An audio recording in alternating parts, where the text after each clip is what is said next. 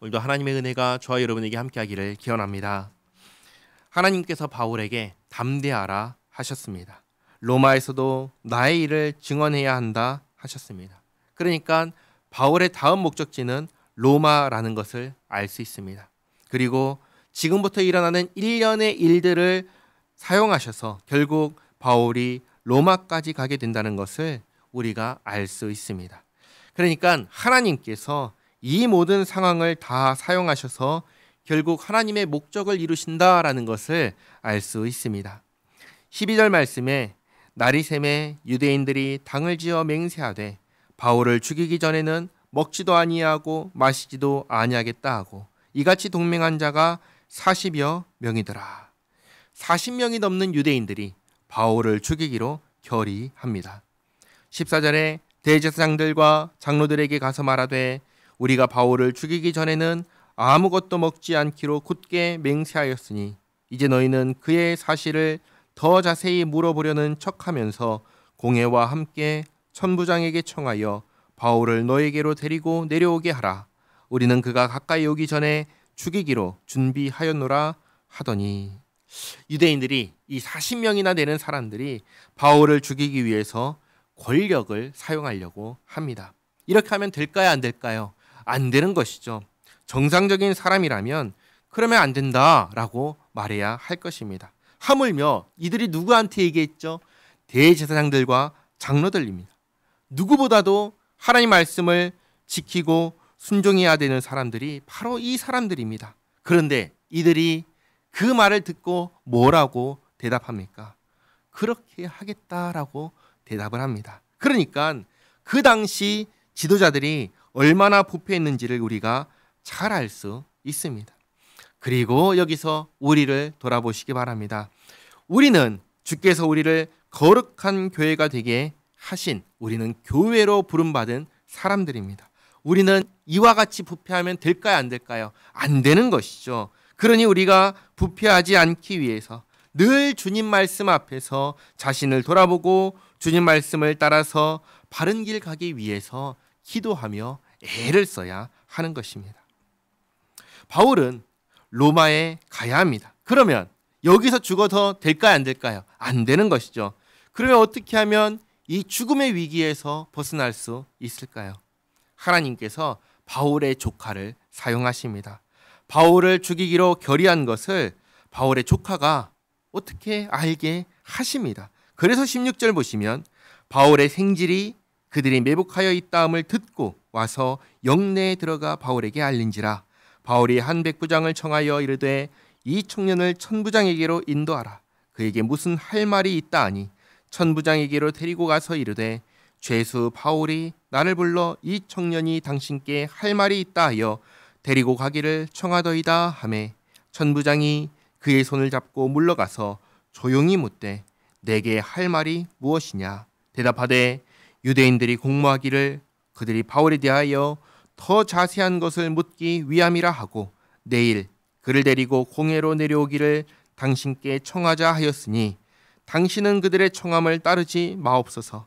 그들 중에서 바울을 죽이기 전에는 먹지도 않고 마시지도 않기로 맹세한 자 40여 명이 그를 죽이려고 숨어서 지금 다 준비하고 당신의 허락만 기다리나이다 하니 이에 천부장이 청년을 보내며 경계하되 이 일을 내게 알렸다고 아무에게도 이르지 말라 하고 백부장 둘을 불러 이르되 밤 제 3시에 오늘날로 하면 저녁 9시에 가이사랴까지 갈 보병 200명과 기병 70명과 창병 200명을 준비하라 하고 또 바울을 태워 총독 벨릭스에게로 무사히 보내기 위하여 짐승을 준비하라 명하며 또 이 아래와 같이 편지하니 일렀으되 글라우디오 루시아는 총독 벨릭스 가깝게 문안하나이다.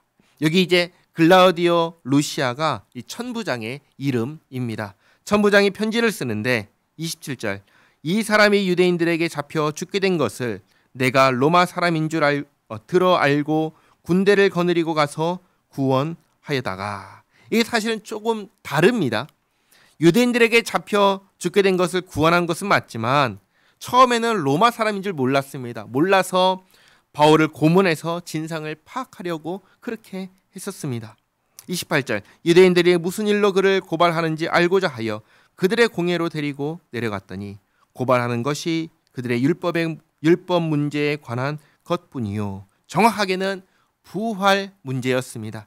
바울이 공회에서 이야기한 것은 부활에 대한 것이었습니다. 그러니 한 가지도 죽이거나 결박할 사유가 없음을 발견하였나이다. 그러나 이 사람을 해하려는 관계가 있다고 누가 내게 알려주기로 곧 당신께로 보내며 또 고발하는 사람들도 당신 앞에서 그에 대하여 말하라 하였나이다 하였더라. 이렇게 편지를 쓰고 바울을 보냅니다.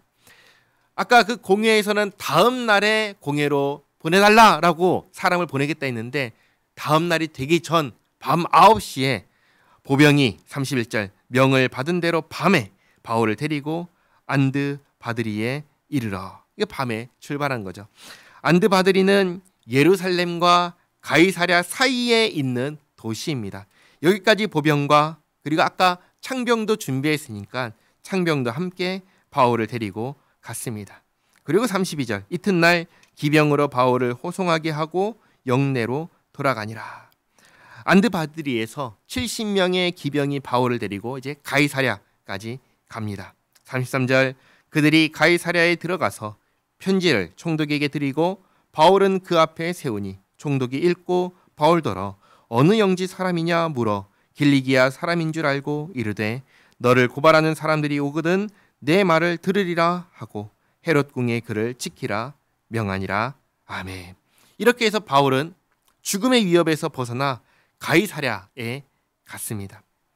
우리 하나님은 어떤 하나님이십니까? 우리 하나님께서는 하나님의 계획을 반드시 이루시는 하나님이십니다. 죄와 사망의 권세가 방해해도 오히려 그것을 사용하셔서 하나님의 뜻을 이루십니다.